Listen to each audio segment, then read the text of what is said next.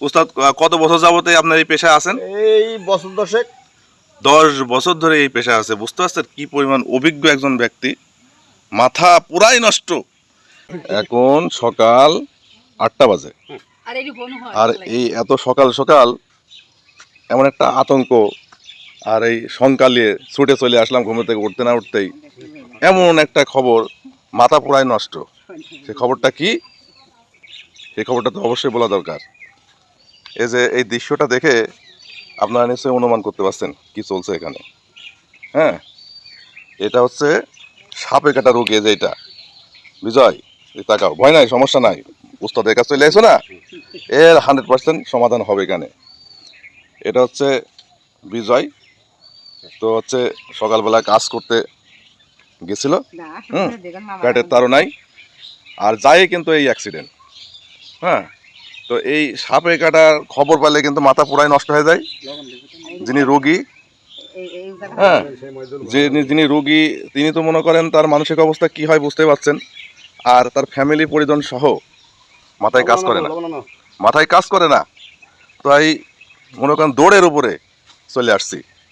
এই যে এসে, এটা হচ্ছে উস্তাদ, অত্র এলাকার একদম পরীক্ষিত এবং নাম্বার 1, যাকে এক নামে সবাই চেনে। উস্তাদের নাম কি? মহিদুল ইসলাম। হ্যাঁ, কবিরাজ। দেখছেন, মহিদুল ইসলাম। আপনারা হয়তো অনেকেই জানেন এবং চিনেন এই লোককে। আর কিছুদিন আগে, অনেক দিন হয়ে গেল, যে সময় একটা ট্রেন্ডিং নিউজ সারা দেশে ছড়াইছিল, সেটা হচ্ছে রাসেল ভাইপার নামে একটা বিষাক্ত সাপের প্রাদুর্ভাব হয়েছিল। হ্যাঁ, সেই সাপ এমন একটা আতঙ্ক ছড়াইছিল সারা এলাকায়, থানা এবং জেলা, সারা দেশব্যাপী। আর সেই জিনিসের সমাধান কিন্তু এই উস্তাদ দিছিল। সেই রাসেল ভাইপারে কাটা যেসব রোগী, সেই সাপের বিষ কিন্তু এই উস্তাদ নামাইছে। তো আজকে আমার সেই সৌভাগ্য হয়েছে এই রোগীর সাপে কাটার মানে কল্যাণে আমি আজকে ঘুম থেকে উঠে চলে আসছি একদম জানের বিগারে এখানে এই রোগীকে নিয়ে। তো উস্তাদের সাথে দেখা, তাকে এখানে এসে একটু মানে স্বস্তি প্রকাশ করছি। তিনি বসে থাকার মানুষ না, তিনি অত্যন্ত বিজি এবং ব্যস্ত মানুষ। এটা হচ্ছে মোকারমপুর ইউনিয়ন আর ভাদুরাপাড়া গ্রাম, এখানে এই উস্তাদ হচ্ছে কাজ করতেছিল। তো যাই হোক, সেই কাজের স্পটেই আমরা চলে আসছি। তার কারণ বুঝতে পারছেন মানসিক অবস্থা কীরকম, যেহেতু সাপে কাটছে, তো তাই খুঁজতে খুঁজতে এখানে চলে আসছি। তো উস্তাদও অনেক ভালো মনের মানুষ, তিনি কোনো বিরক্তি ফিল না করে এক কথার উপরে তার কাজ ছেড়ে দিয়ে সে চলে আসছে এখানে। দেখেন অলরেডি উস্তাদ খালে আর পায়খানা করে না। হ্যাঁ, উস্তাদ দেখেন, এই দেখেন অলরেডি বিষ নামানো শুরু করে দিছে, বিষ নামানো শুরু করে দিছে। দেখছেন এটা কি বিষ নামছে উস্তাদ? জি, এটা ঠসা বুড়া। হ্যাঁ, এটা এখন কি কিছু বোঝা যাচ্ছে যে কি ধরনের সাপে কামড়াইছে? ঠসা বুড়া, ঠসা বুড়া। ঠসা বুড়া, বুঝতে পারছেন? সাপে কামড় দিলে বিষ নামানো যাবে, সমস্যা নেই।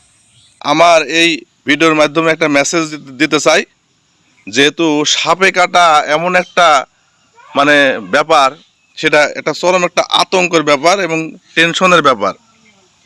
এই বাংলার জমিনে যত প্রকারের সাপ আছে, মানে উস্তাদের আত্মবিশ্বাস দেখছেন, মানে এত অভিজ্ঞ মানুষ, মানে আসলে এখানে না আসলে বুঝতাম না। দেখেন, তিনি একদম কনফিডেন্সলি বলছে যত রকমের সাপ আছে বাংলাদেশে, মানে কামড়ালে তার কাছে আসলে সমাধান পাওয়া যাবে। অলরেডি কার্যক্রম চলছে বিষ নামানোর, বেশিরভাগই বিষ চলে আসছে। হ্যাঁ, তো তোমার এখন তোমার অনুভূতি কি তাই বলো? এখন ইনশাল্লাহ অনেক ভালো লাগছে। হ্যাঁ, তো এখানে বিষ নামানোর কার্যক্রম অলরেডি চলছে, হয়তো আর কিছুক্ষণের ভিতরে সম্পূর্ণটাই চলে আসবে। হ্যাঁ, চিন্তার কোনো কারণ নাই। আর এখানে আসলে আসলে চিন্তার কারণ থাকারও কথা না।